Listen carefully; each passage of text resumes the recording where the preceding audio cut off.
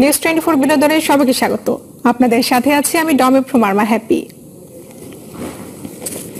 Shakib I love you শিরোনামের নতুন একটি চলচ্চিত্র নির্মাণের ঘোষণা দিলেন নির্মাতা সাইমন তারিক। বুধবার বিকেলে বিএফডিসিতে আয়োজিত এক সংবাদ সম্মেলনে নতুন এই চলচ্চিত্রের নাম ঘোষণা করেন পরিচালক সাইমন। তিনি জানান, একটি সত্য ঘটনা অবলম্বনে এই চলচ্চিত্রটির কাহিনী লিখেছেন জুলফিকার জাহিদ।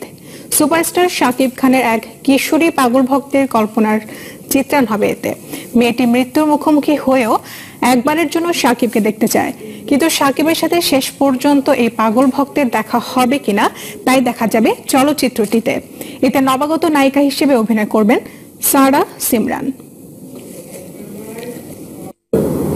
একজন পরিচালক, চলচ্চিত্র পরিচালক যে আমার ছবিতে অ্যাক্টিং করবে হয়তো সোহানুর রহমান সোহান, উনি জানতে পারে যে এই মেয়েটি একটি স্টারের জন্য আজকে ঢাকা শহর আসছে এবং এই ঘটনাটা জানতে পারে। জানার পরে তখন সে হাসপাতালে যে তার সমস্ত চিকিৎসা ভারের ব্যাপারটা উনি দায়িত্ব নেয় এবং যে স্টারের জন্য সে ঢাকা শহরে আসে সেই স্টারকে সে যখন জানায়, সে স্টার হাসপাতালে আসে এবং তার জীবনের সমস্ত খরচপাতি, তার ট্রিটমেন্ট, তার ফ্যামিলি স্ট্যাটাসটা চেঞ্জ করে দেওয়ার জন্য যা কিছু প্রয়োজন পড়ে সে তখনই কাজ করে।